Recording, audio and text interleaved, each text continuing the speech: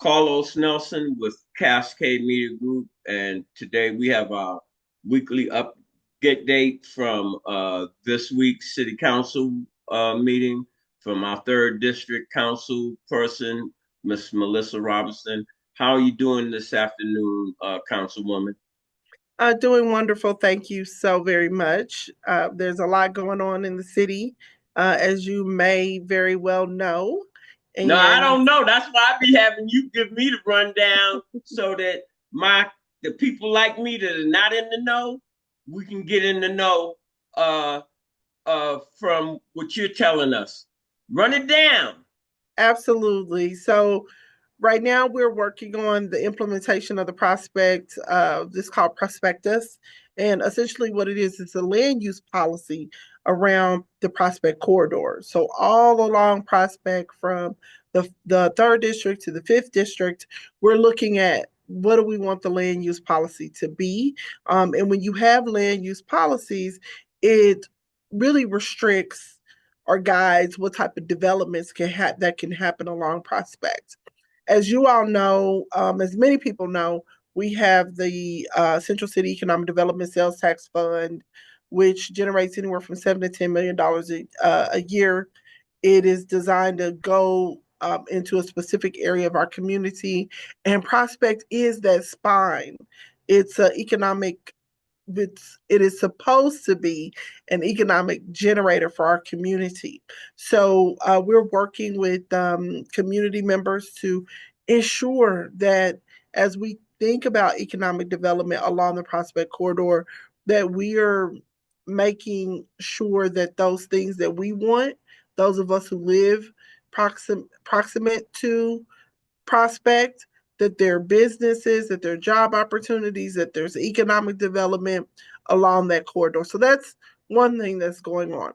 The other thing, I'm not sure if I talked about this last week, but we are really looking at economic prosperity, economic mobility for individuals that are living in those zip codes 64127, 64128. Again, we know the stories. We've grown up in the community. We need to see some action as relates to getting folks connected to opportunity within their neighborhoods. Oftentimes in the school systems, in the classrooms, our teachers are telling our babies, hey, you need to grow up, you need to get an education so that you can move out of the community. And that's not what the narrative needs to be. We need to create high economic opportunities within the neighborhoods where people live today. That requires investment from the city. So today we, have been focused a lot on just ensuring that we have a grocery store. I don't think that that's something that we need to really be begging and pleading for. Throughout the news cycle this entire week, we've been talking about the grocery store on 31st and Prospect. Mr. Nelson, you remember when it used to be a Country Mart? You remember when the Country Mart opened right there, Yes. when Wallace Hartsfield and a lot of the ministers band together to say, like, we're going to have a shopping center in our neighborhood. That was a glorious moment. It really, really was. It really, really was. And I remember the day that it closed. And I remember the decades that it set empty. And I also remember our former mayor, Sly James, our council member, Jermaine Reed, our current mayor, all worked to make sure that the city invested over $15 million of taxpayer dollars into re rehabilitation, reinvestment in that area, and creating a grocery store. Finding an operator, which was not easy, but making sure that the operator had everything they needed in order to be successful. And so now here we are. The city owns this grocery store, and that's the one thing, Mr. Nelson. During committee, we had folks. My good friend Happy Foods showed up. Save a Lot showed up. They're like, hey, if you're going to help to provide city subsidy for the grocery store on Prospect, what about our store? We're serving the same communities. But the difference that people need to understand is that the city owns it.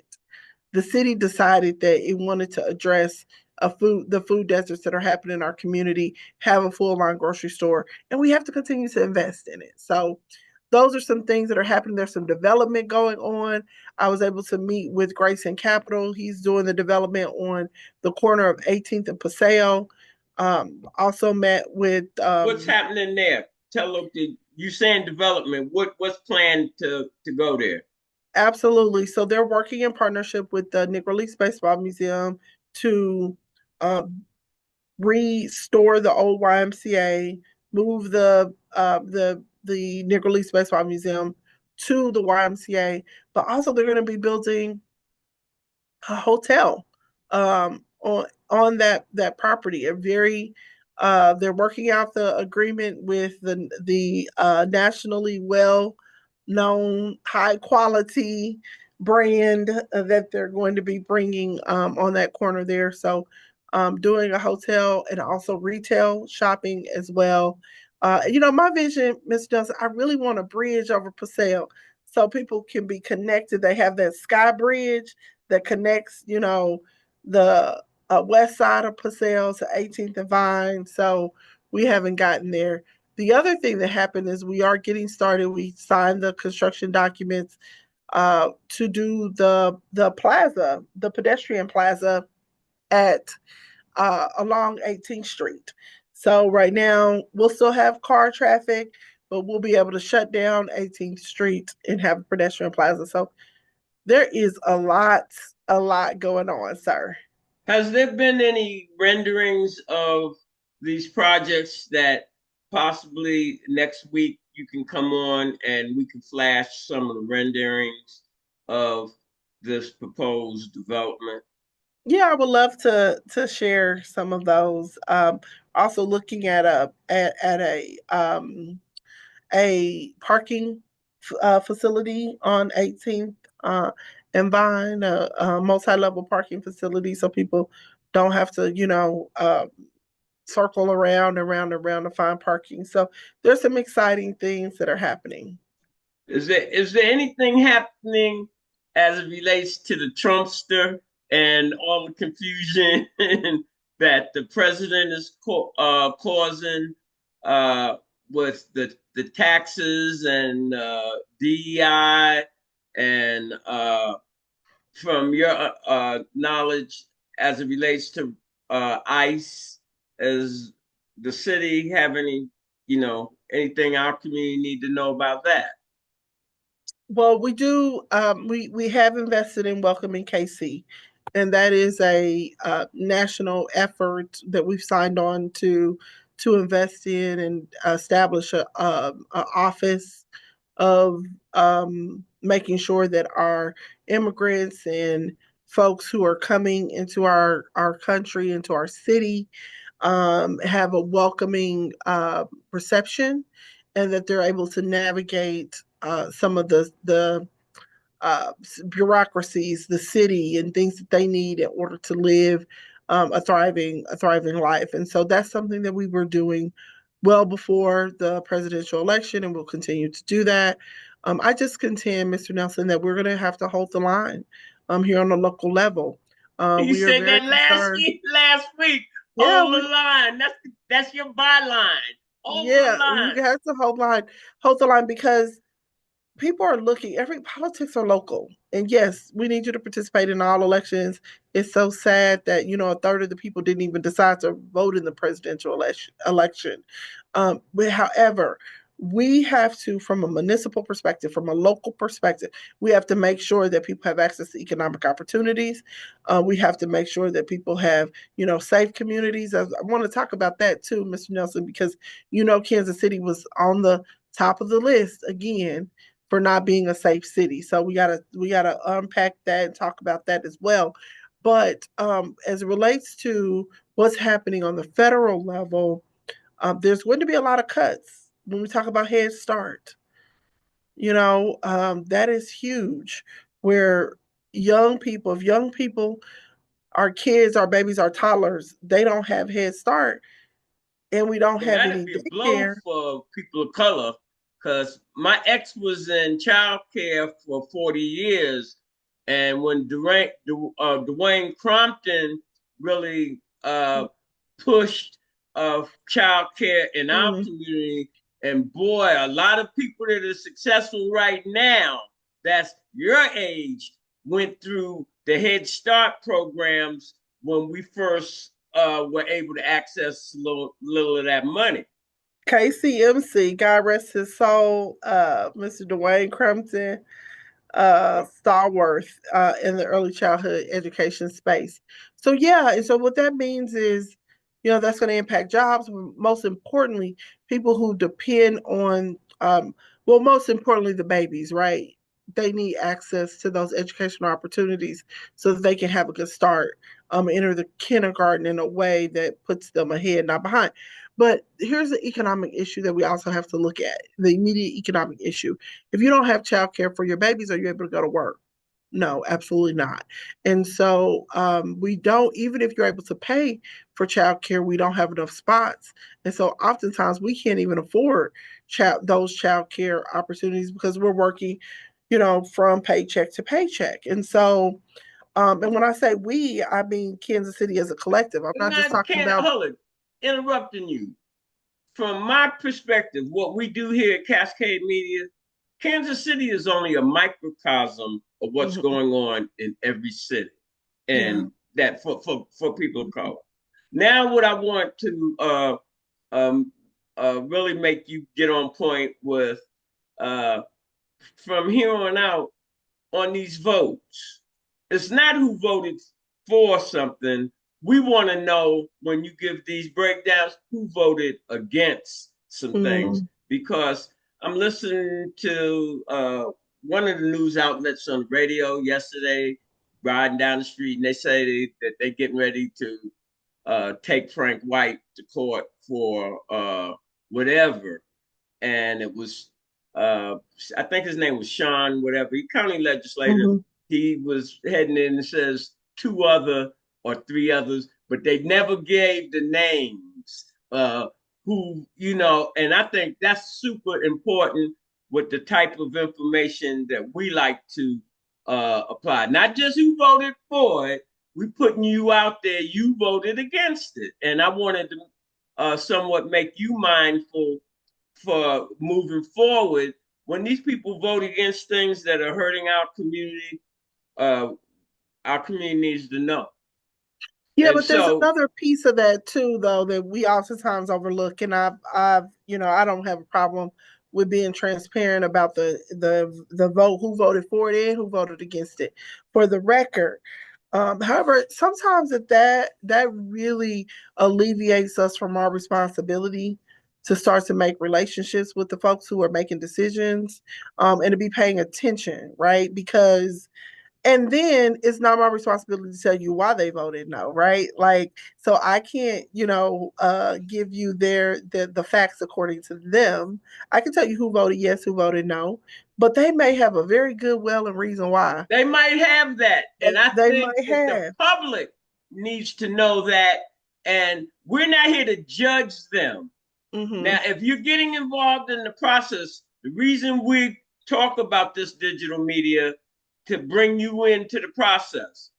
If you don't like what these people are doing, now contact them and say, why did you vote this way? And there's no excuse, there's no excuse. All of our meetings are on YouTube. I sit, I'm talking to myself, I love me a TikTok recipe. I could look at TikTok recipes all day, every day, in the background, in the foreground, and all of the grounds. And so there's no reason why we should not be connected to our government because it's televised. Put it on in the background, see what's being said, and then let's talk about who you need to maybe contact, who you need to email, to talk to them about some of your issues and how you want to see things happen, how you want to see things go. But oftentimes it's like, okay, well, tell us who's against us. I'm going to tell you from my perspective of why I think it was a good idea or bad idea. But you have to do your own research because what I'm telling you may sound very much different if I had my colleagues next to me who were telling you why they voted in direct opposition of whatever issue that I was on. So it is important. You can't just let it be that. Like, tell us who voted against it. Okay, well, let's talk about well, why did they vote against it? Well, that's the whole. That's where, from my perspective, I invite you on the show. You don't come Mm-hmm. on the show. That's your business. Yeah. You know, I'm not trying to take up for none of y'all. You remember what I said last week? All y'all need to go. Uh, but Yes. what one thing I do understand about myself, the person I was yesterday or last year, I'm not that same person. And so I have to give you and every other human being the same leadway, Yeah. The how you great. Yeah. were. And but where I'm at now, the house is on fire, and accountability and transparency is the order of the day Yes, and for that's why I me. have no. Yes, and I agree with that, and I have no issues with telling you how votes fall. Today we had a lot of debate. If I come on here after 5 o'clock, it's been a long day, and I I'm don't know gonna how have you to. really, let me tell you this. I don't know how y'all even do this, whether you like it or not. Appearing here, getting up at this time of day, flying here, doing this, got the kids. And when I talk to you, this is my first time. They not, Mama, where's dinner? Or, Mama, you know, I know, but I guess I'm old. Uh, I couldn't handle it. Well, it is a lot, but you do it because, for me, I do get a lot of satisfaction out of being able to help folks and advocate for our issues, unapologetically. But I do have to go visit with my friends at Kingdom Word. They're opening up a health center, Go ahead and a give them the screening center. shameless plug, Melissa. Yes, Go ahead and Kingdom, plug them, Kingdom baby. Word on May the 3rd. Take a look. We'll send some stuff out. But I'm going to go meet with those fine people here in a second. But what I will say today in City Council, we had a robust debate about the IRIS system and the KCATA system. Now let me back up and tell you what's the end of the What the story from Irish last week. system is, first of all. Okay, so but I do need to report out from All last right. week. We talked about the grocery store, and we were able to today one unanimously. So all of my colleagues unanimously said that we needed to provide some immediate relief to the store, and we have a overall over I believe it's about $1.2 million that we're allocating to the store over the next several months.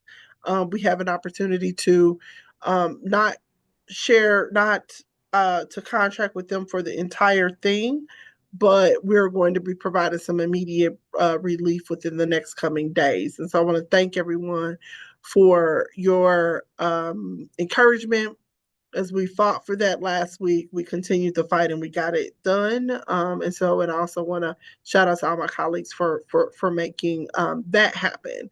But this week we talked about the IRIS system, which is a micro transit system in which if you don't have a bus line to where you want to go, then the IRIS cars, much like Uber, will come and pick you up, and it will cost you $1 within the service area to get you to a bus line so that you can get on the bus, which is now zero fare free.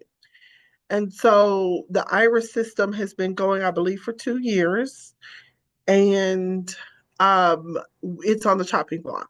It's recommended that we don't have enough money for the KCATA regular bus system, and therefore this micro transit system we need to um, discontinue it, not to do it again, not to continue it anymore. So the challenge with that is, I have a real concern about starting and stopping services for people who need it most. They don't have a dependable way to get to the things that they need to get to. And so as we're looking at making sure that we continue Iris, we also have to look at the bus system. We had a presentation, 39th Street bus system. Hour wait. The bus is now going to come every hour. That's unacceptable. Boy, in the heat Unacceptable. and in the winter. So you know what that's going to lead to. That's not only going to lead to people, losing their jobs, not being able to get to work on time, but that's going to lead to, you know, I was here first, let me get on. Oh, our bus is already full, so we just gonna roll past you and you have to wait another hour. I'm telling you, Mr. Nelson, I am as hot as a firecracker because this makes no sense.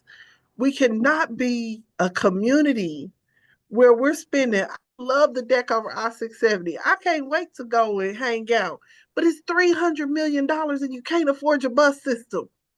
What kind of what's going on right now? What is happening?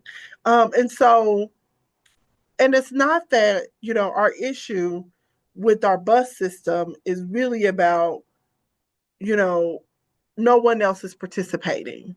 Like, and I get that. If you have a Kansas City Area Regional Transit Authority, you would expect for Raytown to be participating, Gladstone, Independence, Lee Summit, That's where the other. leadership comes in, as far as I'm concerned.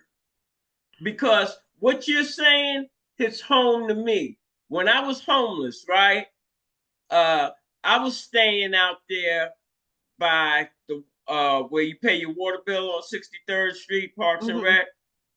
And I didn't even have money to catch the bus. The lady knew me. She would let me come on at 8 because I would take the bus to the Plaza Library because that's where you had heat and you had air in the summer.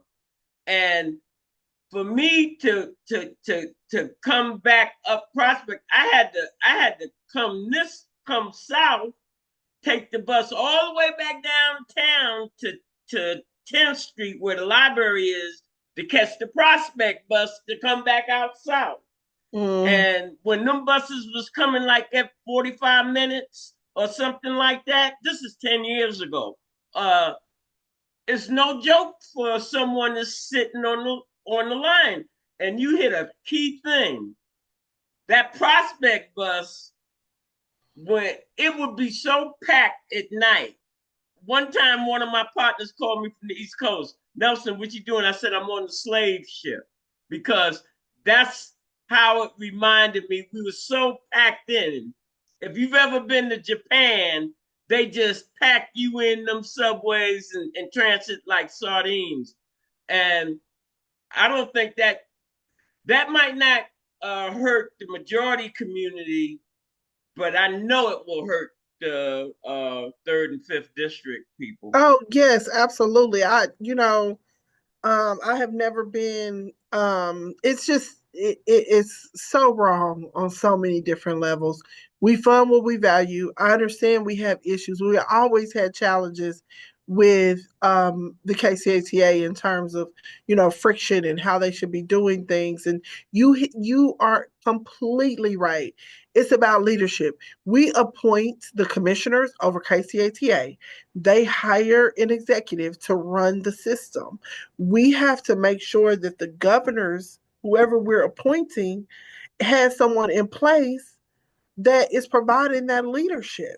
And so um, we need to I think fund we the have to bus. have start what you're doing right now and a couple of other people that I'm working with, building a new culture Yeah, of and that's going to take time. yeah. And I like you said, I'm hot as a firecracker. Yeah, this is not, yeah, because this is going to impact crime and violence. You not know how many fights it's going to be. You trying to push on to get on the bus and you waiting and you can't, get on the bus And what because does it's that do full. with parents that have kids? And I Yeah, don't know who's thinking these things through. yeah, it's we're in a situation. And so on Tuesday at 9 a.m. City Hall 26th floor or just go ahead and get us on Zoom or YouTube. You can watch it. If you want to testify, you can go to the clerk's page and you can just log on to the Zoom.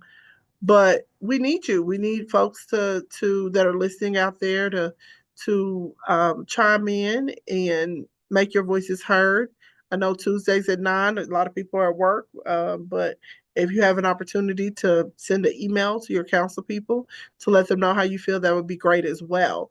But what we're looking to do is to fund the bus system in a way where it doesn't impact the what we they call them headwinds, so it doesn't impact the frequency of the bus All system. right, let's close this out. Uh, I'm not going to say this is a shameless plug, but in working together in the give the plug for what's happening tomorrow morning with the summit and what y'all are doing and who you're doing it with and so forth. Well, you might need to help me out there. I know that the Urban Summit is happening tomorrow, and it starts at Uh, from 8:30 to 10. And I'm just trying to look to see. I think it's in person. right, everything is in person, and Emmett Yes, Smith 8:30. is supposed to be there. You're supposed to be a speaker, and uh, Yes, at the is Morning Star is Community one or Center. two others. And uh, I think one thing that you pointed out is so true, especially in this world where everybody takes things personal.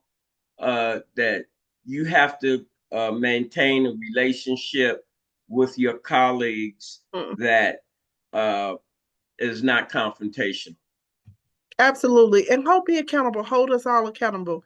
If, Carlos Nelson, tomorrow you had me on here, I did something that was not in your best interest, and you called and said, look, I need you to come talk to, I want you to be gone right away, right now. You need to be out of office.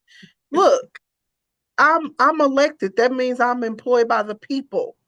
So I have to respect that, right? And it's not about my personal feelings. This is about, am I representing you? Am I representing your interests? And if I'm not, you have the right, you have the authority to not only vote me out, but to tell other people and to tell me, look, lady, get your stuff together because you're on the wrong side. Which I that's okay. But I just take issue with, I it's not my responsibility to speak up, for or to explain the positions of 12 other people that are on the council. And so we need folks to hold us all accountable, is all I'm saying, including myself. So tomorrow, 8:30, Morning Star, 27th and Prospect, we'll be talking about the 31st Street Prospect Corridor. They have a task force that's been working on this, and they have a meeting every once a month to talk about this very issue. They have an action plan, it's well organized, and I'll be discussing the recent funding that happened today and what we're going to be doing in the coming months to address some of the issues, especially the public safety issues, so that people feel safe in coming to the store. Is that what you're leaving us with today? I am leaving you with bloom where you're planted. 31st and Prospect is a place where a lot of us grew up around and in, and we need to come back and we need to invest, even if it's just making sure your voice is heard on these issues. But yes, please do come have breakfast. It's at no cost to the public. Come have breakfast tomorrow. And then also reach out to me, melissa.robinson@kcmo.org. Again, that's Melissa, Melissa, .robinson at kcmo.org. I have office hours. So would love to come and sit and talk and discuss our action plan. We will be having a very important meeting on May the 6th, and so I'll have to talk about this next week about the third district to-do list. Mr. Nelson, we have a to-do list for the third district. And I'm going to have to just respond to our community about what they have said that they want it done, and we'll be working together to give an update to the community very soon. So I'll plug that next week. Off the top of your head, you know how I am on you with these community organizations. Do you know how many community organizations you have in your district? Oh, that is a very, very good question. I would venture to say 600 to 700, but I don't, please don't quote me on that. All right. I won't. That's a whole lot of people to be serving, young lady, and Uh, that's a whole lot of trust. Uh, I want to remind our audiences that you're giving your trust to this young lady to represent you in the fashion you feel is going to improve your ability to change policy and to change your economic system.